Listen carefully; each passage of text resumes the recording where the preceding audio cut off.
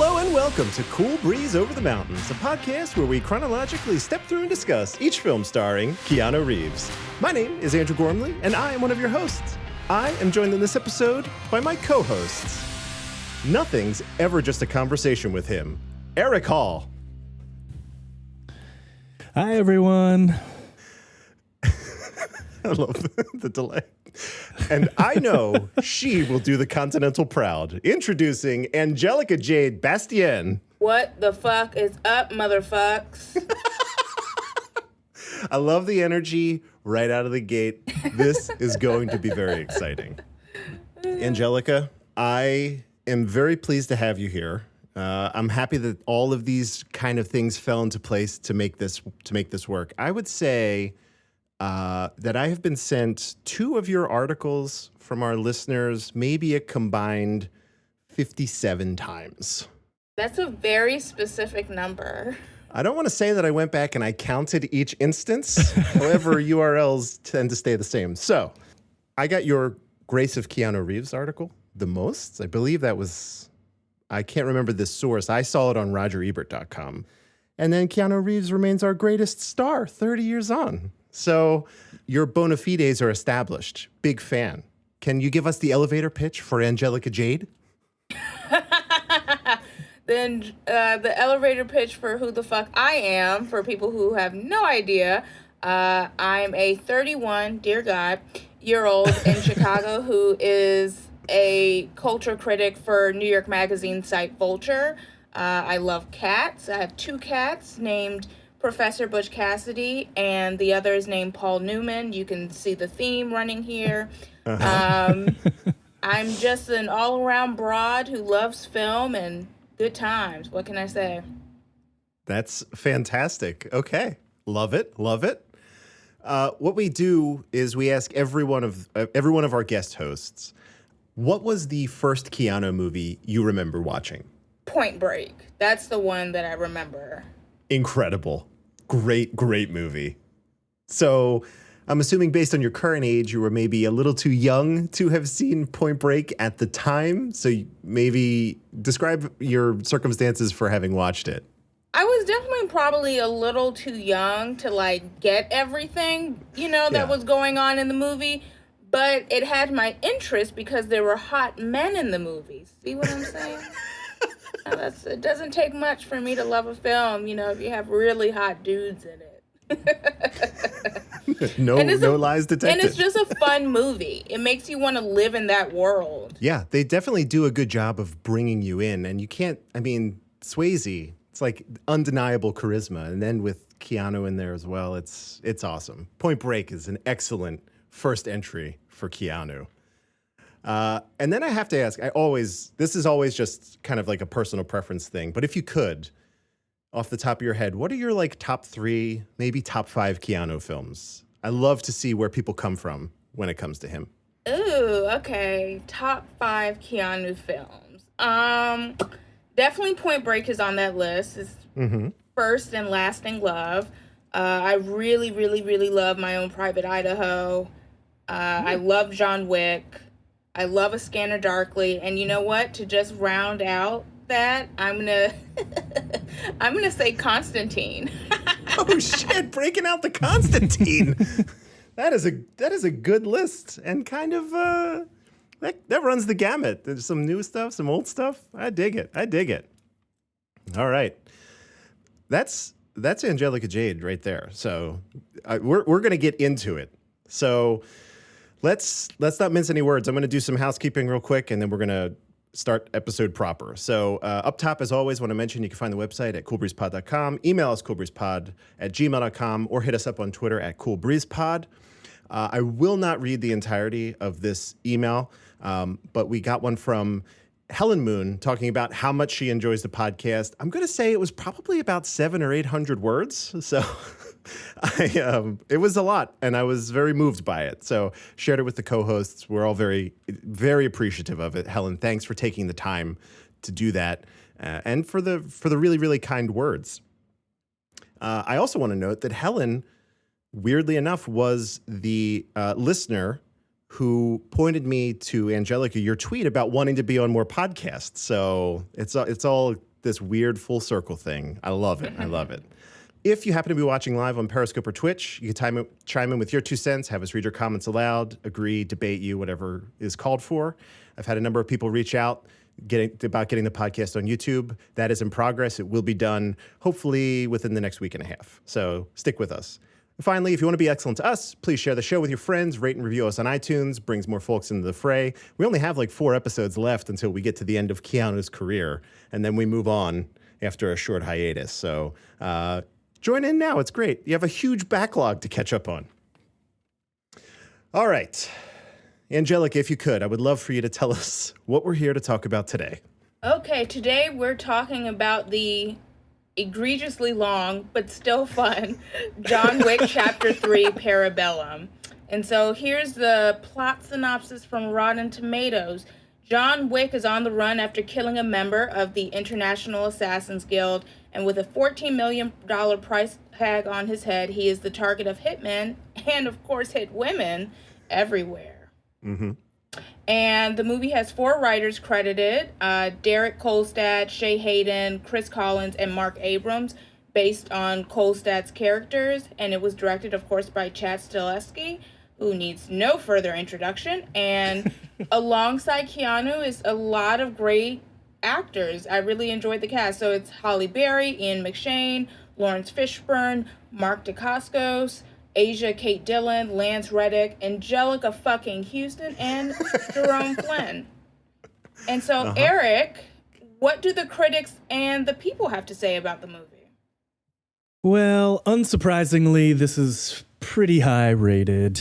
On Rotten Tomatoes, John Wick 3 has a 90% critics rating and an 86% audience rating. And honestly, I'm surprised. I would have expected that to be flipped. This movie does have some flaws. We'll get into that later. But they are, of course, very close because everyone loves John Wick. From critic Chris Klimek from NPR, the set pieces are more imaginative and daring than ever. There's a musicality and wit to the action that only the Mission Impossible series can equal. Interesting. Is that true? Sure. Is that true? Are the Is Mission that Impossible true? series and John Wick, are they on the same level? Oh, the Mission Impossible series really picked up after the 3rd one. Yeah, they got slap. real Fallout good. Slaps. Yeah. Okay. Yeah. All right. Yeah, All right. you need to circle back to that if the last thing you saw was that John Woo one. Yeah, it's a different it's a different franchise at this point. Yeah, totally. All right.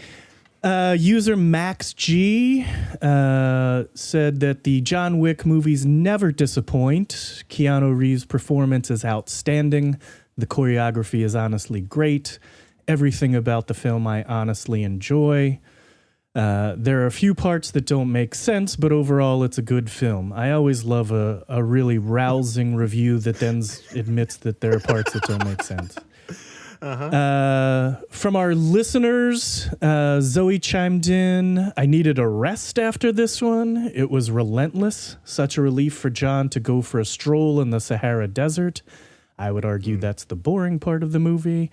Seriously, though, such a great movie, stretching Keanu's abilities and some lovely deadpan moments that made me laugh out loud.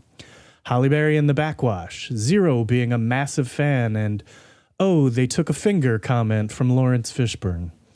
Not showing any signs of running out of steam, I can't wait for John Wick number 4. Okay. And then Melissa also chimed in.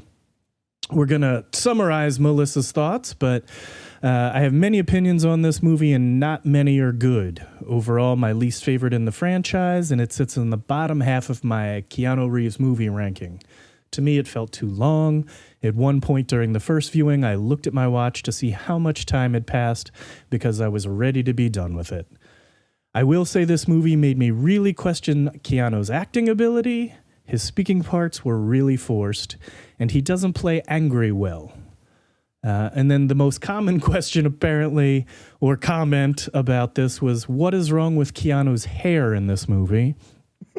And frankly, I didn't notice anything wrong with his hair. Yeah, I'm confused. Yeah. More than once it came up in our emails and tweets that apparently he was rocking, this is verbatim, hair drapes. I'm not, I mean, I guess. I just assumed that the hair, I thought it was pretty similar to John Wick 2, but I guess I'm wrong because a lot of people called it out. So maybe it's us. I don't know. I didn't see it. I don't think so. I don't think it's us. People can be wrong. A lot of people can be wrong. And I can still be right. So that's where I think we're at. All right. Perfect. So nothing's wrong with Keanu's hair. I think we just solved it here. No, nothing's wrong with Keanu's hair or his acting, but that's another story entirely. Well, that's what we're going to get to now. So, Angelica, you are our guest. I ask you this question. John Wick Chapter 3 Parabellum. Great John Wick movie or greatest John Wick movie? It's a good John Wick movie. Not even great? Not even great. Not even great. And I actually I know not a lot of people, but I know some people feel like it's diminishing returns with this franchise. I don't necessarily agree with that. I still think the first one is the strongest because it's the tightest as a movie. Like, it just works like clockwork. It's just really well paced. The action's amazing, all that stuff. And with the third one, I really love the action scenes. Even the motorcycle one that's really cribbing from the film The Villainess, even that one. Yeah. But I think it's a fun movie. It's definitely too long, but I think the characters are striking. The action set pieces are evocative. It's having fun with itself. This plays into Keanu's strengths as a performer, in my opinion. Storytelling wise is where the messiness comes in my opinion. Like, for the most part, I don't think it's the faults of the actors or even the directing. I feel like a lot of stuff is working in the movie. It just needs a tighter story. I was on a different podcast talking about John Wick Chapter 3. It just so happened to coincide with the scheduling of ours. And they brought up an interesting point. I would love to get both of your opinion on this. So this movie has 4 writers on it. And one of those writers is the co-executive producer of the show, The Continental. Do you think they maybe went a little bit overboard in trying to establish the world for the show here in this movie? I can see that argument. I mean, I don't necessarily mind the extended world build. I mean, some of it doesn't fully work for me. I'll admit that. Mm-hmm. Specifically the whole traveling in the desert section of it. And I'm like, okay. I mean, I guess they're weird assassins and they're very ostentatious. Sure, maybe this is how you want people to meet you. But, I can see that argument, but I'm not necessarily that upset with the extended world building enough to bitch about it, I guess. Yeah, I mean, I guess it's a possibility. In general, I agree with what Angelica said as far as this movie just kind of has a little sequelitis, a little sequel bloat, and I feel like some of the world building was great. Like, I love the addition of the adjudicator. The idea behind, or one of the themes running behind this movie is paying for consequences, paying for your actions. And everybody faces the consequences. I like that. I have the same problem that I had sort of in the second one, which is the travel doesn't amount to anything. So, he meets Halle Berry. They go and speak to, I can't even remember the character's name. And if that were the whole segment, that would be fine. And I would be fine with that character setting up the third act, but once sort of everything goes wrong there and he wanders the desert, that world building doesn't even really make sense to me. we've known for 2 movies that the high table is the highest point in this sort of hierarchy, and then they just add one random guy who lives in the desert, actually runs everything, who appears to be younger than everyone in this world. I don't know, like like it didn't fit the structure, the like that sort of elegant, like Angelica was saying, like clockwork. That world building was so perfect, and I feel like they just kind of blew it up a little bit here. I don't know. This movie is... I got static in the group chat because this is not my favorite, and apparently, I don't know, it's everyone else's favorite. I enjoy this movie, but I think it's a little overblown. I think it got away from them, and I do agree that it got away from them in the writing. Like everyone is doing a great job, but like, you know, Angelica Houston shows up, and there's some sort of subplot where, you know, we learn that John is from Belarus, but that amounts to nothing. Yeah, the Angelica Houston stuff, I'm curious what you guys think, because I love Angelica Houston. Love, love, love her. But I feel like this movie was drawing too hard a line of, well, this is where John Wick comes from, and this is why he moves like this. Look at them. They're ballerinas, and they're also doing wrestling. Get it, y'all? And I'm like, we don't need all of that. Like, it's okay to keep some mystery with the character. I don't know why they did that whole section. I just felt it was a little too much. Yeah. I would say that's probably one of the things, like, I wouldn't be surprised if that showed up in the TV show in some capacity. Like that, what was it called? The Ruska Roma, I think they said. So like, oh, we have the Continental. We also have this group over here. Then over here we have this group. And that's kind of the premise for the TV show. But yeah, I definitely, I loved all of that ballet stuff. I loved Angelica Houston, but I was like, man, let's get moving. Let's get moving here. Yeah. Yeah, there are just too many bits like that kind of slow it down. You know, it opens strong. I mean, you know, it starts basically, you know, in that hour after number 2. And, you know, every assassin in New York is looking for John. It's fantastic. You know, yeah. Jason fucking Mantzoukas shows up, and I'll watch anything that man does. He's woefully underused. I hope the TikTok man has way more to do in John Wick 4. You know, all of that stuff is great. The adjudicator shows up.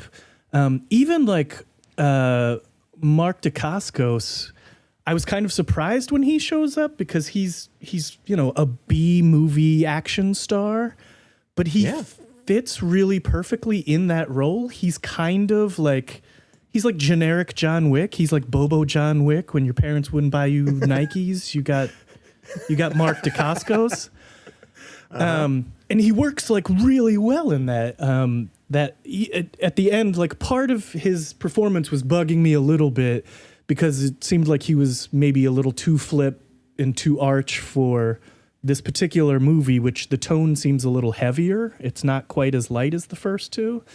But him sort of fanboying out at the end, right before their like big fight, I was like, oh, I see. Okay, I get what's happening here. The stuff with the Continental being deconsecrated and then like 5 minutes later being reconsecrated, like it's that you easy. Introduce You stakes and then immediately take them away. Yeah, that was really frustrating, and that may speak to the point that the other podcast was making about, you know, they can't deconsecrate it and then have a TV show called The Continental. But the best part about that whole sequence is that Lance Reddick finally gets to kick some ass, because I think I mentioned like so good. I was like, give this man the TV show. This is the guy I want to see run the Continental show. I hope he's on it. Like, I could see. I don't think Ian McShane wants to go back to television. So, like, I could see him maybe dropping in, but I would totally love if it was just the Lance Reddick show. Yes. Sold. The action set pieces are, amazing. The just fight in the old weapons museum and that wonderful comic moment when they realize they're like in a room full of knives. Yeah. To Angelica's point, the horse chase sort of ninjas on motorcycles thing we've seen, but it's executed well. The dog fight, sorry, they don't dog fight. There is a fight where dogs are involved. That really just gets me. This is a film franchise where they kill dogs, and I was like, you better not kill a fucking dog. Again. I was like, I can't go through this again. But that was wonderful. The one fight I didn't really care for was the final fight. And there's a couple of reasons. I mean, the first thing is I don't understand the architecture. Like, none of the architecture of the Continental in this movie makes sense. There's a big shootout in the lobby, and then John Wick and Sharon, Lance Reddick's character, are able to just walk away and go get new guns. Like, no one follows them. I didn't see them close the door, whatever. So there's all that. Then they John fights his way up the pagoda, if you will, to use a Game of Death reference. And there's just a big glass room in the middle of the Continental. And like, we've seen the outside of the Continental. I don't understand where that room lives. I don't understand why that room would be there. It doesn't fit with any other decor or anything that it appears that like Ian McShane's character would normally do. It's just something it feels like Chad and the set designer thought would look cool. I don't know. And the better fight, I don't really like the fight with Mark Dacascos. The better fight is with the two Indonesian martial artists from The Raid. And I'm sorry, I don't recall their name. I could pull up IMDb. But those two guys, their fight is just so much better. And like, they're chatting in Indonesian. And of course, John speaks Indonesian. Like, it's just a really rad fight. Yeah. But it's too fucking long. The whole fight is too long. Yeah, I agree. I just want to say their names because I credit where credit is due. It's Sep, Arif Rahman, and Yayan Ruin, who are from The Raid. So just, and they are incredible. Yeah, they're amazing. I'm probably more fond of the fight with Mark Dacascos than you are, and partially because I just enjoyed his character a lot, and I've always had a soft spot for him, and I feel he really fits in this world well. And I think one of the strengths of the John Wick films is their casting. Like, the casting directors, and Chad Stahelski, are obviously open to getting a really interesting range of actors and not just whom you would expect in the role, which is why I like it a lot. The architecture of the Continental does not make sense. Everything with the Continental in this movie actually doesn't make any sense on a plot level or an architecture level. There's just a lot of problems with it. I mean, I think that sort of speaks to how the architecture of the story itself doesn't work, because I'll be completely honest, I don't give a fuck about plot holes. I feel people get really obsessed with plot holes, but my problem is when multiple things aren't making sense, then that calls attention to everything else that's not making sense. So it just ends up being a little frustrating watching this movie. And I mean, it frustrates me most of all that it's so fucking long. This movie does not need to be like 2 hours and 11 minutes. That's like, no action movie needs to really be that long. Like, unless you're like a grand fucking master of action, like, movies are better when they're tight anyway. Come on, people. Look at classic Hollywood. They were doing 90, 80-minute movies. And that shit was hot fire. If it's good enough for Alfred Hitchcock, it's good enough for you. Dear God. Yeah. Totally agree. Get in, get out. Give me 90 minutes. That's all I need. Yeah, this movie would be so much better if it was just tighter, and also the editing also makes certain things confusing with fight scenes. So I can see why the mix of like the architecture of that glass bougie room plus editing choices could make things kind of confusing. Did they change editors on this one? Because I felt like the first two movies, one of the best points of it was everything was very clear in a fight scene. And this one, I didn't feel that way. Let me actually check. I'm going to check right now. Evan Schiff. Let me see if it... I don't know. It was weird to me. Okay, so the first one was edited by Elizabeth Ronalds, and then the last two are edited by Evan Schiff. So it has the same editor as Chapter 2. Yeah. Huh. But yeah, I agree. There's something about the editing in this movie, and I couldn't like pinpoint. I mean, I think they're coming into certain scenes too early, and then they're just like, it's like trim these motherfucking scenes every which way, like make everything tighter. I don't know. I think there's some of the editing does feel sloppy to me though. Yeah, there might be too many goals, right? They're trying to accomplish too many things, and that's where we had always talked about the first movie, basically stripped an action movie down to the bare bones of the house. Is like, here's what you get, just the most minimal of plots. This one has added everything back in, plus so much more. So then, how do we juggle all of this information that we're trying to convey here? I really hope with the fourth one, they go back to basics. Like, keep it tight, keep it lean. You know, you don't need... I feel like what brings people to action movies is not the story. You just need a simple story, well told, for an action movie. And then you can have fun with everything else. You know what I mean? You can make the production design garish if you want to be. You can show people using their bodies in balletic, absolutely bonkers ways that, no person could actually move in real life. You can do so much, but like keeping the story simple, I think is like a golden rule for a movie like John Wick Chapter 3. And they just make everything more complicated than it needs to be. Yeah. That seems to be the consensus that a lot of people have also arrived at, our listeners included. Many people in chat are absolutely agreeing with you, Angelica. So there you go. I have a couple quick thoughts because we've already said everything there is to say about this. So, so I'll just say like tangential things that I thought were really neat. So this is not necessarily about the film, or kind of in a weird way, but the team that works on the marketing and graphic design for these movies has to be having a blast, because the artwork and the posters and all of the DVD and Blu-ray covers, they're so badass. I love them so much. It's so effective. It works on me. Every single one of them has. So just a shout out to those people.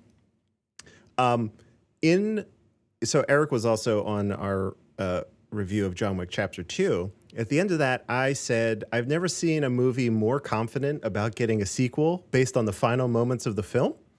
I will remove that crown from John Wick Chapter 2 and place it firmly on the head of John Wick Chapter 3. If somehow this movie did not get picked up for a fourth film, the ending of this movie sucks. It's awful. Are you angry? Yeah. And then we're done. And I hate that. I mean, that would have been...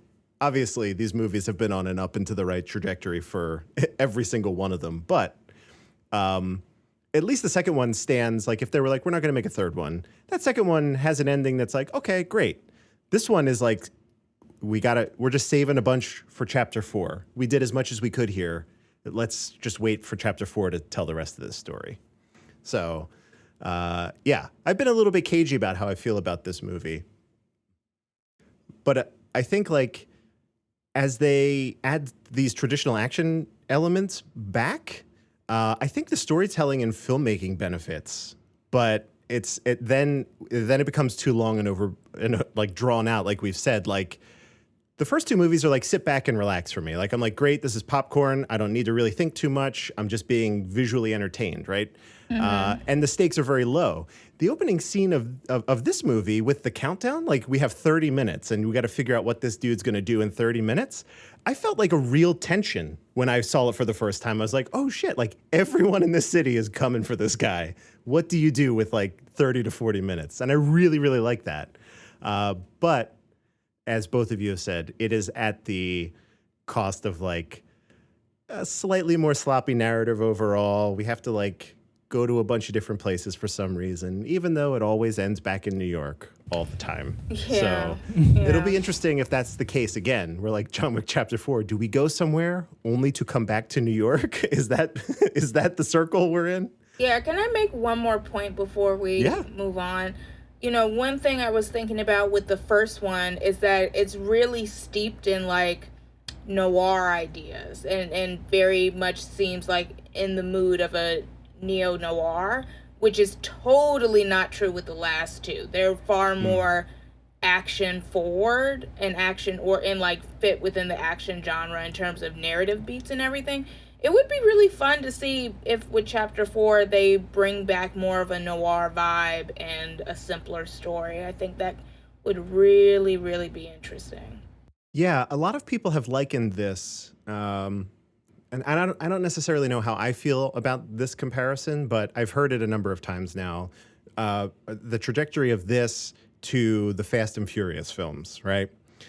Where they had their soft reboot in the middle. Eric could speak more to this, I think. He's a bigger fan than I am. But like Fast 5, I guess, from there on, they're kind of different movies than they were prior to that. And at what point is John Wick going to jump that shark as well and have like submarines and cars racing? I don't know. It's interesting to think about that as a kind of a parallel. I'd like to think that what Angelica is saying is the direction that they would go, is instead of going bigger, I'd like to see them pare it down a little. I mean, they also kind of have a villain problem as they move forward. You know, in the first movie, you have a very clear villain.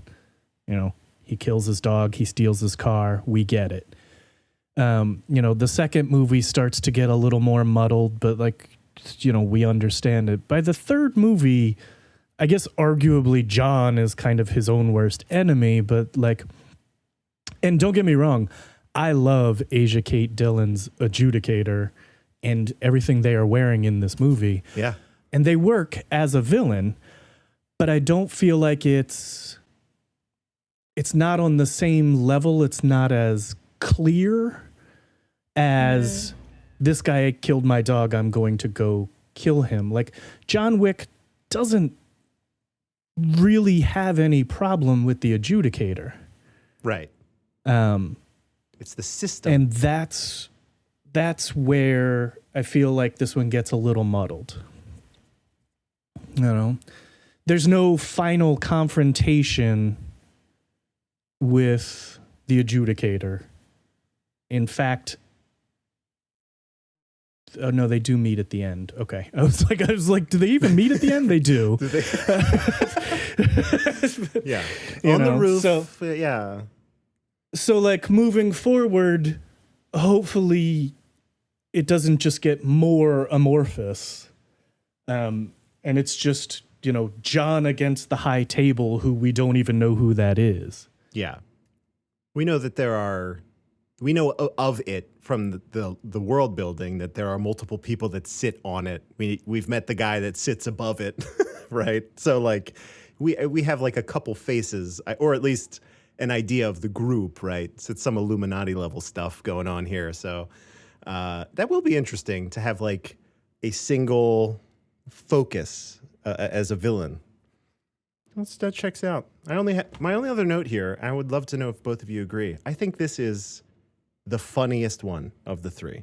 I think this one there are some laugh out loud moments here for me. Is that true for both of you as well?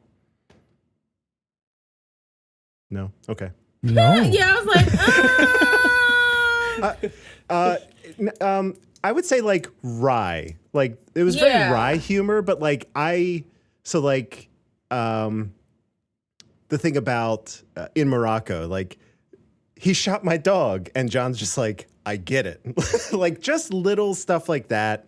I mean, I definitely think it's funny. I'm not saying it's not funny. Yeah, it's not a comedy for sure. Yeah. But I just think that they punched this script up a little bit more than the other two. Yeah. I think. Definitely. No. Well, I disagree, but that's fine. Which one? I don't know. Which one? I found that I found this just more. I felt the tone was way more serious than the other ones, but I might be projecting. Maybe I'm just in a bad headspace, but I don't know. It's like possible. Hey, no, you can have a different reading. There's nothing wrong with that. Yeah, like the scene. I felt like we didn't get anything like the scene in the Continental in Rome when he's suiting up. I didn't feel like, and those are overt jokes, but like, the joke that you mentioned about I get it, that felt really winky to me. That felt like they were pointing at the audience. I don't know. Like, of course he's going to make that joke, I guess, but it felt really forced. I didn't find this as light as the other ones. And 2 is still my favorite. Oh, that's interesting. 2 is your favorite. Huh. Yeah. Because I like that they expanded the world building a little bit and gave it that little bit of room to breathe. But not as much as they did in this one. Yeah. They should have just picked like one part of this world to build out, like a small part, rather than like, oh, let's build like everything out and like invent some people that you didn't even know existed. It's like, alrighty, I mean, I guess this seems kind of confusing. I don't understand how this would work as a structure, and yeah. Sure. Yeah, I mean, like when he goes to Morocco and he's like, I need to meet this guy, and they go to meet that guy, and in the background, part of the sort of set dressing world building is this guy makes the gold coins and he makes the markers that we've seen in the other films. I'm like, oh, that's cool. But then why would he also be the person that John needs to talk to? Like, wouldn't that just be a guy that makes gold coins and markers? Like, what are you giving me here? yeah. Why is he so powerful? He just happens to be in the same geographic area as the guy who sits above the table. Apparently. Clearly, that's it. Just go to the desert, keep walking, walk a little more. You're good. This movie could have been a half an hour shorter if that was just the guy that sat above the table. Like, just make that the guy he has to talk to. Yeah, and 30 minutes shorter is exactly what this movie needs to be. That's the perfect amount to cut off. And you could totally see where to cut it off. Yeah. All right. I see what you did there. I'm not I'm nodding along. I'm nodding along. It's an audio format, but I am nodding. So I just thought I would acknowledge that. Whitney would not forgive me if I didn't note that I think it has been mentioned, but just that the casting of this seems to be more queer, more inclusive, right? That's always a good thing. Even the operators, Whitney had pointed out, some of the operators appear to be non-binary people, all in that same kind of cool, old school uniform. Just be there, be tattooed, be alternative. That's really rad. And then museum knife fight. She wanted me to call that out as well. So. Yeah. That's worth noting. It's something I've never seen before. It was lovely. It was wonderful to watch. Okay. Do we have any other thoughts about John Wick Chapter 3, Parabellum? I'm sure more will pop into my head when we go through plot points. Okay. Angelica, you got anything? No, I'm good. I think I got a lot out. I feel like that was very cathartic. Perfect. That's what we're here for. We as a sounding board, we want to make sure everyone's heard. So I'm very excited. We're going to move into our next segment. Pop quiz, asshole. There was a time when I had the need to learn from you. Oh, what the hell do you know? Lose! I don't lose! you got a lot to learn about sportsmanship. Pop Quiz Asshole is our very own quiz show where the host will ask each of us 3 questions. If one of us gets it wrong, the other has a chance to steal. If they get it wrong, the other person has a chance to steal, assuming they remember the remaining answer. Angelica, I have to stress, it's super important for you to remember the answers because our host is no joke. It's no joke. There will also likely be some bonus round questions, but we'll cross that bridge when we come to it. So without further ado, I'd like to turn it over to our master of ceremonies, Charles Nolan. Hello, everybody. Hi, Charles. Hi, Charles. How is everyone doing today? It's great. Not bad, Charles. We're talking about a good movie this time. This is a very good movie. See? It's very good. Very good. Charles thinks so. Charles, we have a very special guest, Angelica Jade, with us today. Hello, So- Angelica Jade. Hey, so, Are you ready for some trivia? unfortunately, sure. Guess we're doing this. I'm gonna lose. I hope everybody knows I'm going to lose. I hate shit like this. Don't judge me as a Keanu historian in the future. You know, No. like, wow, this bitch said she liked Keanu and she couldn't answer one of those damn questions. I don't know about her no more. No, I still love Keanu, but I'm terrible at quizzes. I will go ahead and say there is zero judgment.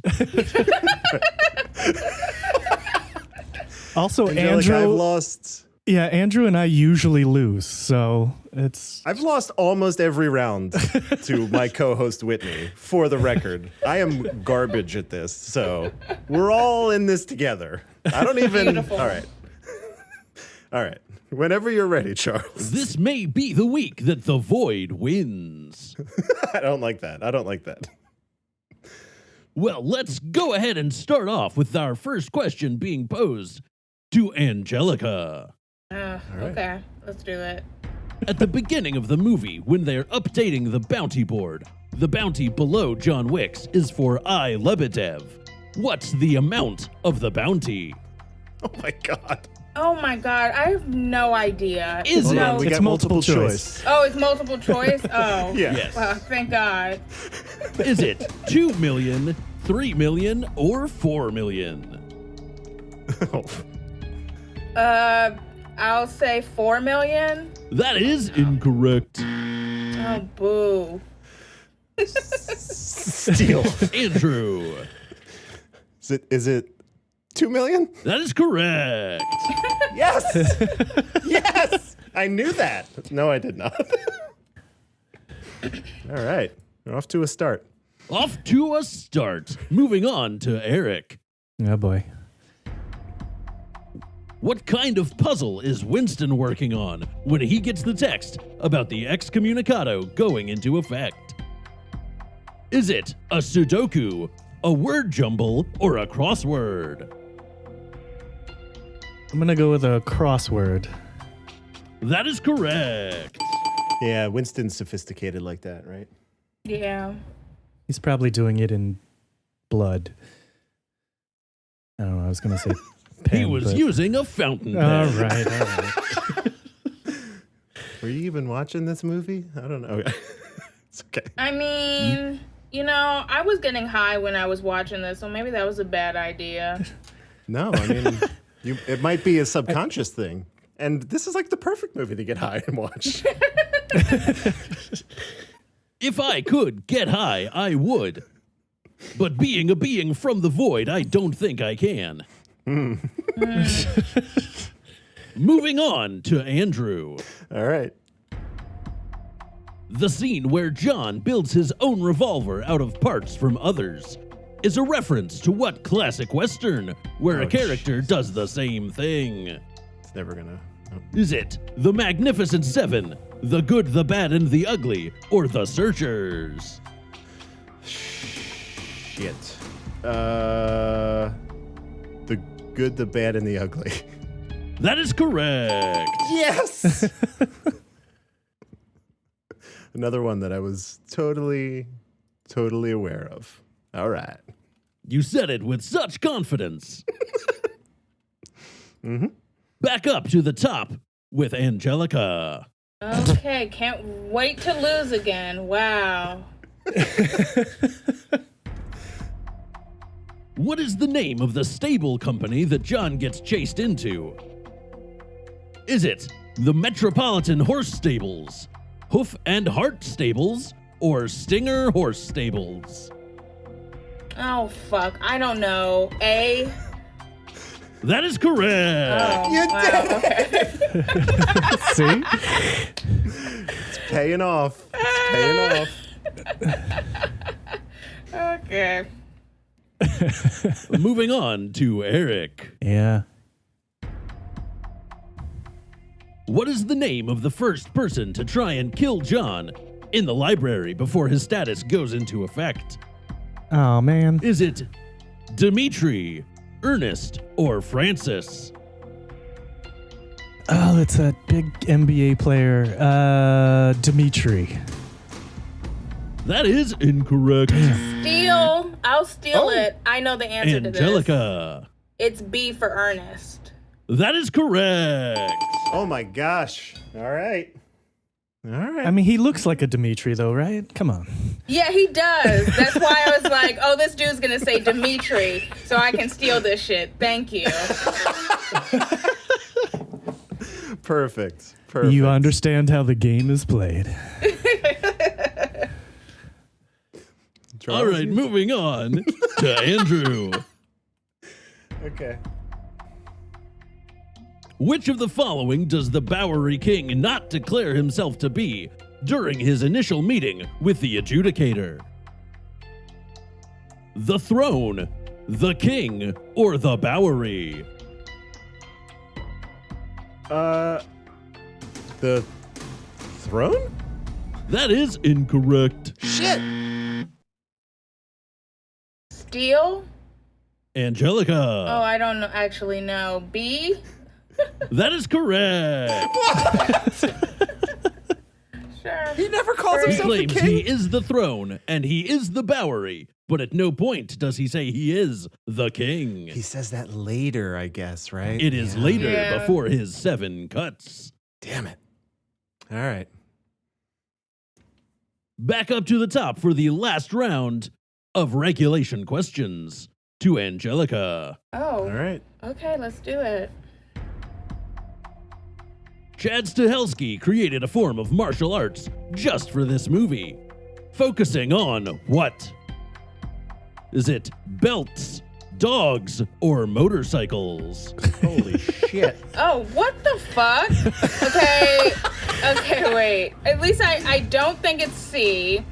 So what was the first two again? Dogs or, Belts, dogs, or motorcycles? dogs? I don't know. That is correct. Holy shit. Wow. Okay, It Chad. Dog seems the food. martial arts mainly focused on biting in the genitals and pulling on dead people. Yeah, that's what they do. They'll be chewing on a dead person. And I kept going, wow, that's actually kind of weird. I don't know about this. Yeah. They just do what they're told until they're told to do something else. It's crazy. It's like bite his dick, and then they're like, okay, this is what I'm doing. Moving on to Eric. What does Winston say John does best? Hunt, kill, or survive? I do know this one because I wanted him to say kill, and he says hunt. That is correct. Nicely done. Nicely done. For the final regulation question, we go to Andrew. All right. What was John's response to, "That was a good fight, huh"? Was it was, huh, or yeah? I'm pretty sure it was, yeah. Yeah, that is correct.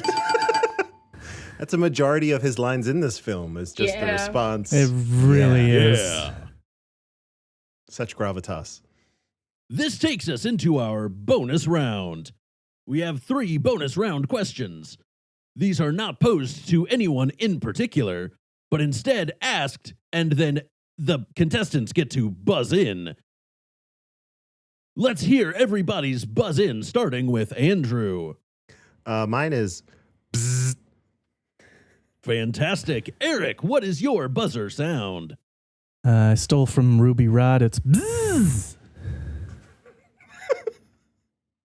Great. And Angelica Jade, what is your buzz-in sound? Buzz, bitch. There you go. That is my favorite buzzer sound. Great. Oh my Bonus God. round question number 1. We see a Chad Stahelski cameo in this movie. Where do we see him? Is it in a crosswalk, in the Continental, or in the Bowery King's Underground?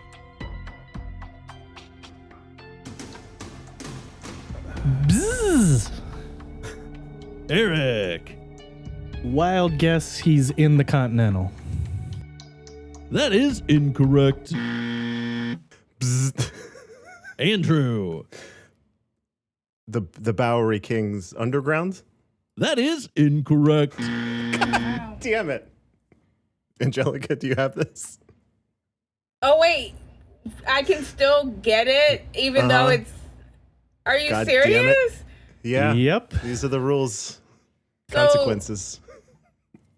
So what was the one you didn't mention? The crosswalk?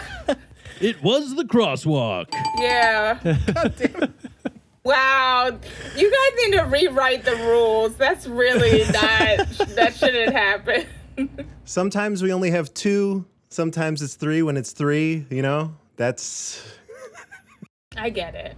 And Charles won't remind you at the end, so if you can't remember it, you're screwed. That's also the key there. The answers don't get repeated for the bonus round. That is correct. Moving on to bonus round question number 2. In which room is the adjudicator staying? Is it 172, 217, or 721? Buzz, bitch. Angelica Jade. It was 217B, whichever was the second one you said. That is correct. I think we're getting hustled, Eric. I think we're getting... Right? It's got a real Color of Money vibe going on here. I don't understand. Or at the very least, Kingpin. All right. All right. For the final question of Pop Quiz Asshole. How many times does John get stabbed or shot throughout the movie? Oh my God. Is it 6, 9, or 12? Bzzz. Andrew. I'm going to go right in the middle, 9. That is correct. Yes! Woo! That's a lot of times to be stabbed. I know. Wow. Poor guy. For clarification, I am also including the time he chops off his own finger. Oh, God. All right.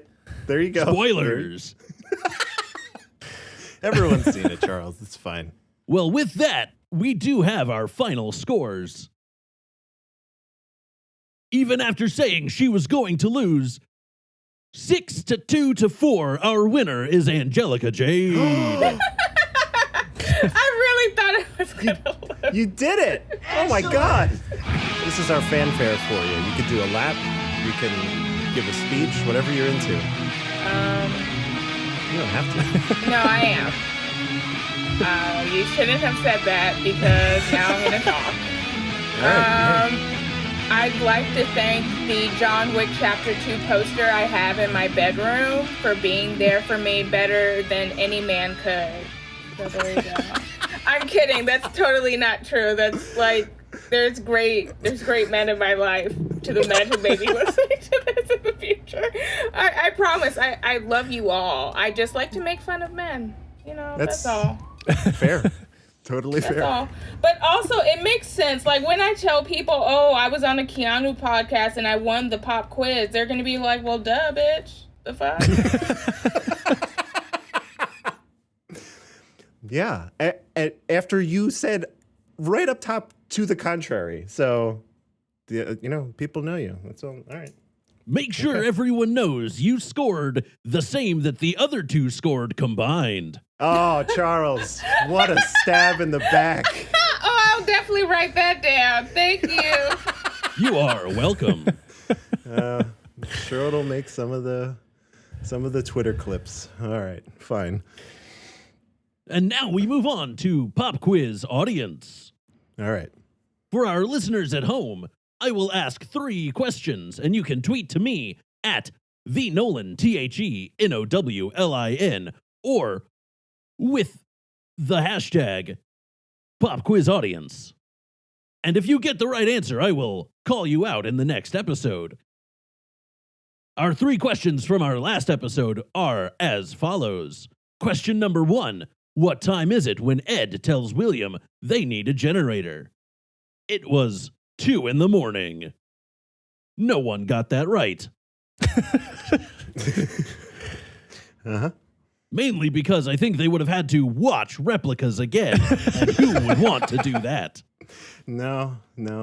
Question number 2. What are the names of the officers who come to ask William about the car battery theft? It was Perez and Rodriguez.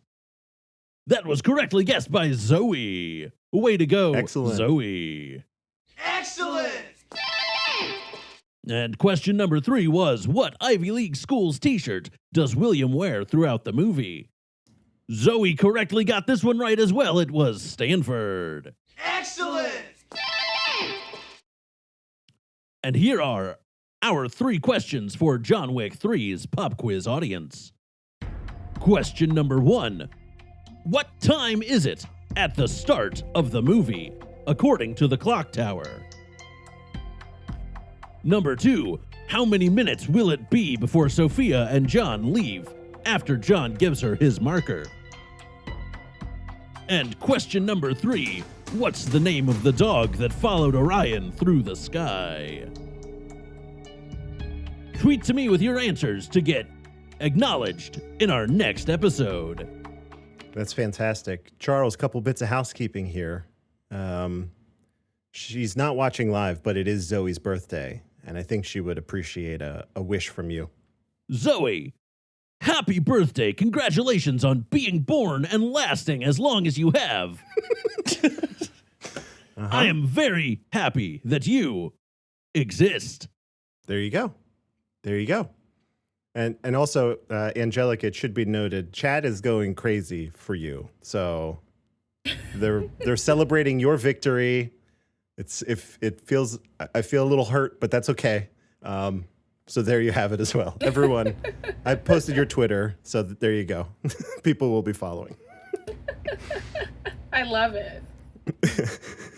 So, Charles, thank you so much for all the work you do that goes into putting together a pop quiz, both for us and the audience. It can't be easy, but I appreciate it every week. I am always happy to do it. All right, well,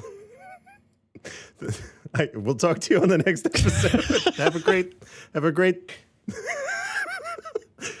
time. Whatever you're going to be up to.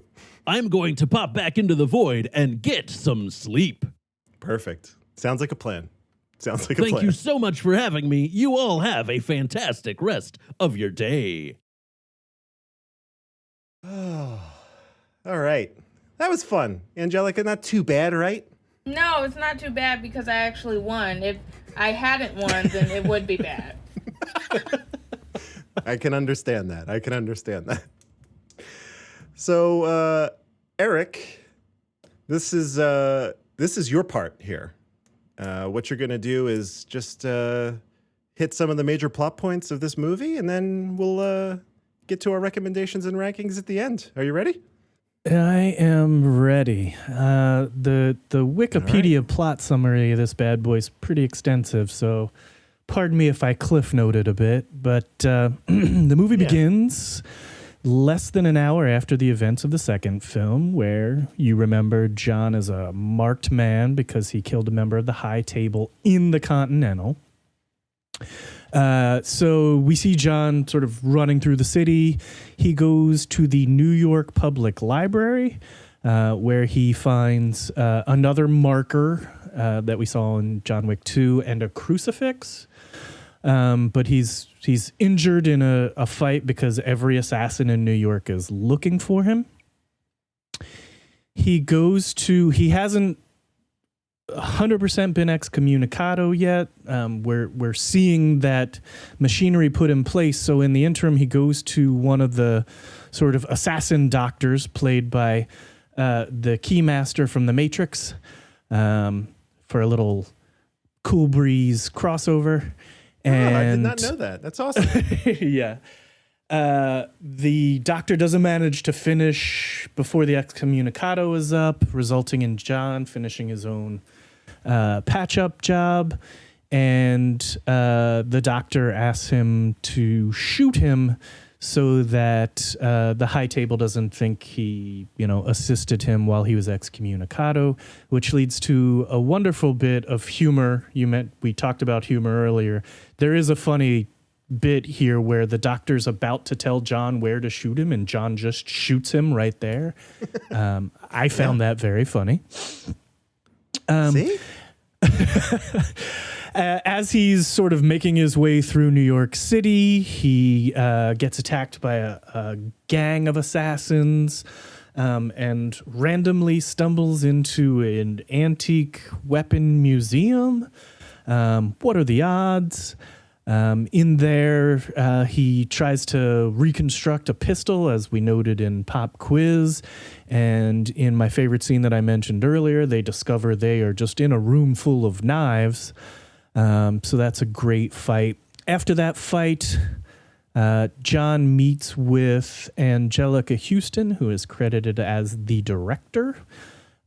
She's the head of the Ruska Roma. And they are the new sect, the new group we find in this world. John, we learn, is as a child was a member of this sect, and so he uses that status to request passage, which the director knows will cause her some static, but she agrees to give John passage. And in the meantime, we meet the adjudicator, and the adjudicator's job is right there on the tin. It's right there in their name, but basically, they are bringing all the consequences to the Continental, to Winston, to the Bowery King. Anyone that helped John has to answer to the adjudicator.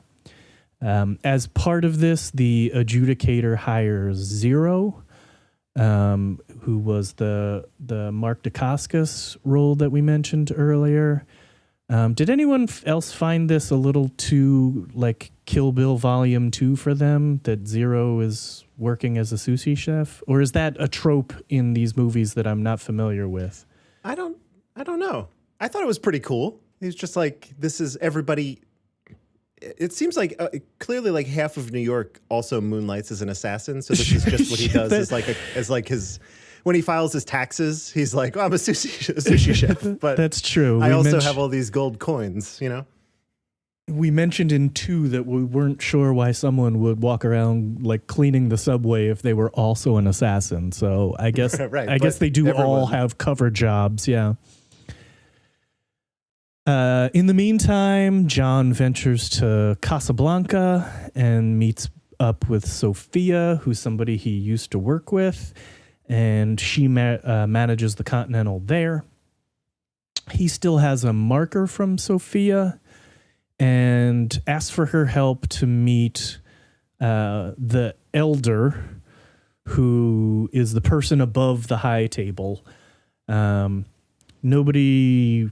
She doesn't know who the elder is, so they go to meet Barada, and he sort of vaguely tells them how to find the elder. but sort of asks for tribute, and he asks for Sophia has two beautiful Belgian Malinois dogs that she uses. He asks for one of them, which she refuses, and he shoots the dog, which really pissed me off. The dog is fortunately wearing a bulletproof vest, which, of course it is. So, as you do. Yeah, that's what dogs do. That's just what I've heard. Right. We have one for our German Shepherd. I mean, we do live in South Philly. Sophia, there's a wonderful bit of tension here where John knows Sophia is going to lose her shit, and he's kind of trying to talk her out of it. The end result is she just wounds Barada, which is enough to get her in trouble. And a wonderful fight ensues involving the dogs, who are, as previously mentioned, are trained to sick balls. They fight their way out, and per Barada's instructions, she drives him out to the desert, John out to the desert, where he wanders the desert until he's almost dead, and that's how you find the elder. Eric, can I stop you for 1 sec? Sure. I have a question for both of you because I'm super curious. One, what did you think of Sophia's character arc in this movie? And do you think we're going to see her again? I think we can all agree she's like ultimate badass, holds her own with John Wick, but I felt a little like I wish there was more there. Like, clearly they have a history, there's a marker and all that stuff, but I was like, it just ended. I was wanted more. Really disappointed that she doesn't come back to New York with him. Like, I know, it's so upsetting. She's already like in trouble. Like, the fact that Right. she doesn't come back seems like such a missed opportunity. I agree. I really like her character, and I really hope we see more of her. Halle Berry really played off of Keanu very well, I think. Yeah, that's exactly what I'm hoping, that they're just like, we made it very clear that she's alive and well somewhere for a return later on, like a very heroic moment where she comes in and saves the day. That's what I'm hoping for.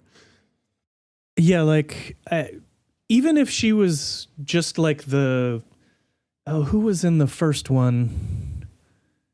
Willem Dafoe. Yeah, even if she was just kind of the Willem Dafoe, where like she's watching over him, and like at a pivotal moment the dogs come in and bite somebody's balls, like that would be amazing. Yeah. Right. And she seemed to like making this movie. I think I mentioned it on the second one, but like they both posted video of the gun training they did, and like Halle Berry fucking whips ass in that gun training video. It's amazing. Yeah. So for her to do all that work for one fight, I'm like, come on, guys, you had Halle Berry. Like maybe her quote's too high. I don't know. Could be. I mean, she is the only Oscar winner in this movie, so. So John meets the elder. There's some gobbledygook about his wife. The elder says that he'll forgive him, but he has to come back and work for the high table forever. John cuts off his ring finger, and he goes back to New York. As previously mentioned, this is my least favorite section of the film. And could have very easily been cut out. In the meantime, the adjudicator has come down to the Bowery. They require that the Bowery king abdicate his throne, and he refuses. So they cut him 7 times as penance, but don't kill him, which I found interesting. I thought he was dead. I thought he was dead too, and clearly I don't understand the rules of adjudication. John comes back to New York and meets up with Zero. They have a little interaction, so he knows those guys are after them. He meets up with Winston, who he's supposed to kill, and Winston kind of doesn't really talk him out of it. I was never under the impression that John was going to kill him in the first place, so that the tension in that scene is kind of non-existent. But the end result is they're going to work together against the high table. So the adjudicator deconsecrates the Continental, and that gives Winston free rein to give John access to the armory. He asks him what John needs, and Keanu channels Neo and says he needs guns, lots of guns. But like I said, we get Lance Reddick, who's like finally gets to do some shit. Tells them that the bad guys have really good armor. So they go out there, they shoot a bunch of guys. It doesn't work very well. One thing I really loved about this fight is that it finally raises the stakes in a fight for John. We've seen his kind of gun food double tap like through each of these movies, and it's rewarding and it's really satisfying when he does that. But it was nice that there was kind of a level up in the baddies, and he couldn't just double tap everybody in the head. He's dealing with helmets, he's dealing with armor. This felt very much like a video game, right? 100%. Yeah. We've made it to the next. This is like the boss battle situation here. The one part that I didn't like about this is like the Continental's deconsecrated. Winston's like, we're going to go to war with the high table. He says a minor skirmish, whatever. So that means all of the staff of the Continental has to fight too. And the staff of the Continental seems woefully unprepared to fight anyone. Like, these people are just gunned down. I don't understand what the point was there. So they kill all the high table people while Winston waits in his vault, which is among my favorite like Ian McShane moments, is like he doesn't fight.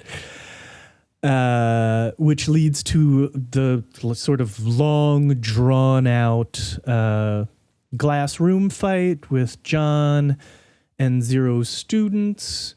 John leaves Zero's sort of students to live. They were respectful towards him while they were trying to kick his ass.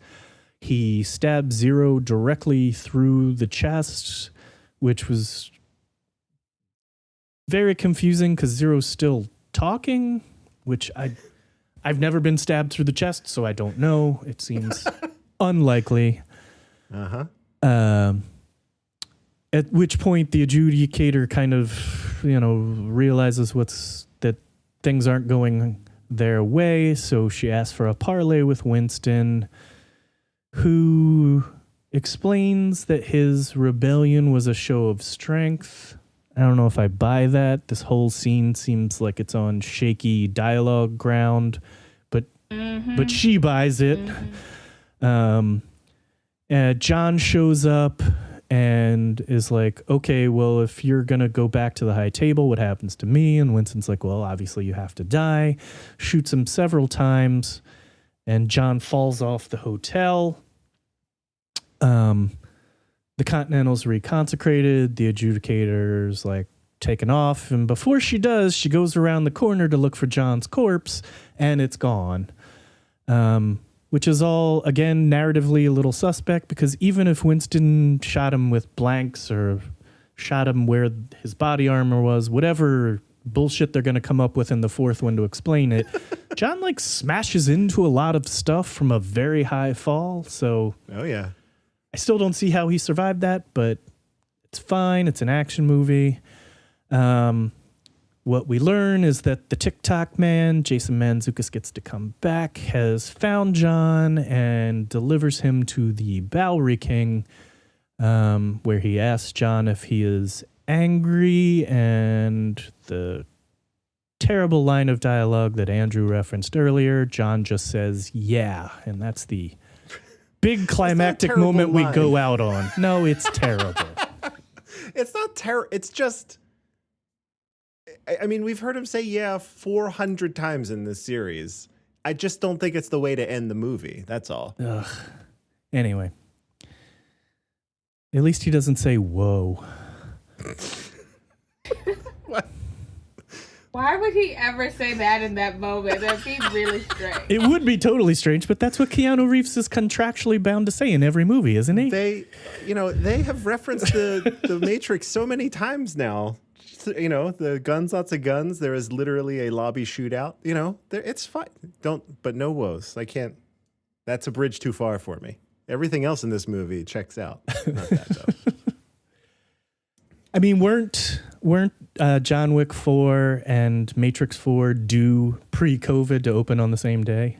Same day. Yeah. Now who the hell knows what's going on? But Who knows? that would have been a very interesting weekend for sure. That would have seen me in theaters for, God, Hours. 8 to 10 straight hours. Yeah. I don't know. Yeah, As I just seriously. leave one and walk into the other and then walk back. It would have been so much like Lawrence Fishburne and Keanu Reeves. It would have been delightful. Yeah. So that's John Wick Chapter 3, Parabellum. I feel like we're all pretty much on the same wavelength for this one in terms of how we feel about it. But at the high level, what we like to do, Angelica, is just ask the question, yes, no, do you ultimately recommend this film?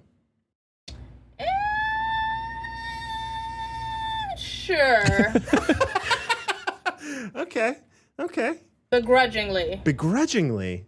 And it's just because of the length of this film. If it was 30 minutes shorter, it would be a full 2 thumbs up. If the editing was better and it was a little tighter, I could probably swallow my other issues with the film. But the length of it, I feel like I'd only recommend it for Keanu diehards and like people who really want to see like most action movies and really like action flicks. But beyond that, I'm not so sure about recommending it. Okay. Eric, if you had to give it a yes, no, you recommending this thing? Yeah, I mean, I would recommend it. Ultimately, I do enjoy the parts that I enjoy quite a bit. But it could just be tighter. There's a good movie in there, and they got greedy. They went too big with their sequel. So yeah, it's a recommend from me. All right. I am also going to recommend this film, if for no other reason than this is the type of movie that I like to see. These films, as they get bigger, they still show me something I've never seen before, if it's an action set piece or something along those lines. And I really appreciate that. Like, it's very clear Chad loves this genre, and he is very adept at directing it. So I would love to see more from him clearly he will direct all of these until they just putter out. But if I would that's love to what see you him do like, something else. Yeah, if that's what you like about these, you should definitely revisit the Mission Impossible stories, because aside from the fact that Tom Cruise really wants to die on film, there are Yes, I've seen those. there are jumping some, out of airplanes and shit, breaking his legs. There's some really great sort of escalation of like the ideas in it that is a lot of fun. Okay. All right. Cool. That has been logged. So Whitney and I have been here since the beginning. We have a running list of the films, Keanu films that we have watched and ranked. Eric, you have a pretty formidable list as well. We got Angelica's in the beginning, which was just the top 5. Yeah. I'm gonna start with Angelica. So thus far we have watched 62. This will be our 63rd Keanu film. If you had to put this in your list somewhere, just based on all the Keanu films you've seen, what are you thinking? Like top 25%, top half, bottom half? Just broad strokes. It would definitely be in the top half. Okay. I do still enjoy the movie, even though I'm bitching about how long it is, because apparently I'm an old woman who wants her movies like they were in 1947 or whatever, but, All right, top half. I dig it. Eric, you have John Wick Chapter 2 as your number 1 Keanu movie and John Wick as your number 4 Keanu movie, where's number 3 going to go? Yeah, but as I've previously discussed, a lot of that is kind of, I'm not creating my rating on quality. I'm creating my rating on like, what movie would I grab off the shelf that I want to see? Yeah. So I'm looking over this list and I think this probably goes around like 9 or 10 for me. Yeah. Yeah, I like this, or I would watch this probably before like The Replacements. But more than Constantine? I don't know. I really like Constantine. Yeah, it's a good movie. It's probably my number 11. It probably goes after Constantine. I would probably watch Constantine before I'd watch this. Interesting. All right. Look at you. Didn't even make the top 10. I understand. I'm probably actually going to put this right at number 10 for me. This makes the top 10, but I do not know if it will stay there based on the remaining films we have in his catalog. In fact, I can almost guarantee that it will not stay in the top 10 for me based on, I don't know, maybe something that came out pretty recently. Who knows? I was going to say, you've got like Destination Wedding in your top 10. I mean. No, I don't. That's Whitney. Oh, that's Whitney. All right. I was like, what the what? Yeah. She loved that movie. Hey, it's a delightful surprise. It's not necessarily, it's like what you said. It's like you're going down, you're like, I have all these Keanu movies in front of me on a shelf, and I'm not going for the best film or the one that has the most impactful story. It's the one, what am I watching to really just enjoy and slip into? So, yeah. Look, anytime I act up, just remind me I've got Johnny Mnemonic in my top 10 and I'll shut up. Right. You could have put this movie above Johnny Mnemonic, and you did not. So. No, I would watch Johnny Mnemonic before this, no question. Unbelievable. That brings us to next week, where I will be walking us through Toy Story 4. We have 3 episodes left. 4 episodes left. Toy Story 4. How many episodes are there? Yeah, 4 left. Toy Story 4. Have you, Eric, I know you've seen this. Angelica, have you seen Toy Story 4? No, and I probably won't see it anytime soon, to be honest. Interesting. Can I ask, you've seen the first Toy Stories or no? Yeah, I've seen the first 2. Okay. Yeah. All right. Are you, is Pixar not, they don't do it for you? Yeah, they don't really light my fire, to be honest. I've enjoyed Pixar movies, but Pixar doesn't, as a brand, doesn't necessarily make me run out to the theaters, although no one is running out to theaters at all right now, so. That's true. It's a perfect time to catch up on Pixar. No, I'm just, if it doesn't do it for you. Understood. Keanu has a pretty significant role in Toy Story 4. It was more than the cameo I thought it was going to be. So. Oh, okay. That makes me actually maybe more interested now. And for reference, it's just he plays a Canadian motorcycle stuntman, which actually really describes Keanu Reeves in real life also. So, yeah. not too far from the truth. So I'll be walking us through that. That'll be great. Looking forward to revisiting it. I think I saw that shortly after it came out of theater. Oh, no, I saw that in theaters, so, but not since. So cool. That's it. We did it, everyone. All right. Dope. Angelica, thank you so much for taking the time to be with us, give us your thoughts on this film and everything else. Can you let people know where they could find you all over the internet? Sure. So you can follow me on Twitter at Angelica Bastién. and that's the best way to reach me. I'm also on Instagram at Angelica Jade Bastién, and I write for Vulture, so literally go to vulture.com. You'll probably see me on the homepage. That's the place I write at most. There you go. There you go. Eric, where is the best place to find you across the internet? I am not on the internet very much these days because everything is a fucking dumpster fire. But if you're looking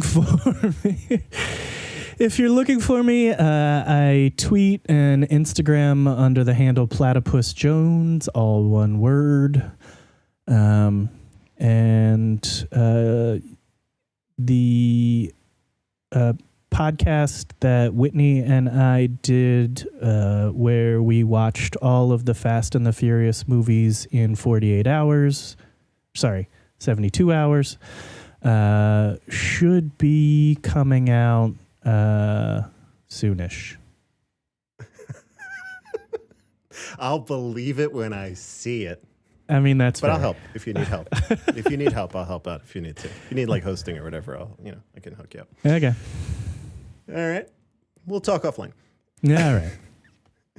You can find and follow me at Dark Driving on Twitter and Instagram. And then the second coolest place I've been hanging out, I guess third after those two, is on YouTube. If you do a search for The Primary Storyline, that is my channel where I teach video editing, audio editing, that sort of thing. I don't have many videos on there because I tend to just do live streams. So I kick it up. A notification gets sent out if you follow me, and we just walk through. People ask questions, I answer them. It's a lot of fun. Generally goes about an hour, something like that, and you can learn a lot. So if you want to start a podcast, want to do some video essays, come and join. It'll be a lot of fun. And just to point out, if you subscribe to the channel, you won't get notifications. You have to click on the little bell, which is super helpful for Go Live. Sorry, what? I believe the kids say smash the bell, Eric. I'm 40-something years old, Andrew. I'm sorry. But, you can use that information now. Good to know. All right. That brings us to the end. Thank you so much to both of you. Thank you to the listeners, the chat, for hanging out this entire time. We see you, all that great stuff. I'm going to press this button, which does something cool. Yes. In the words of Bill S. Preston and Ted Theodore Logan, be excellent to each other and party on, dudes.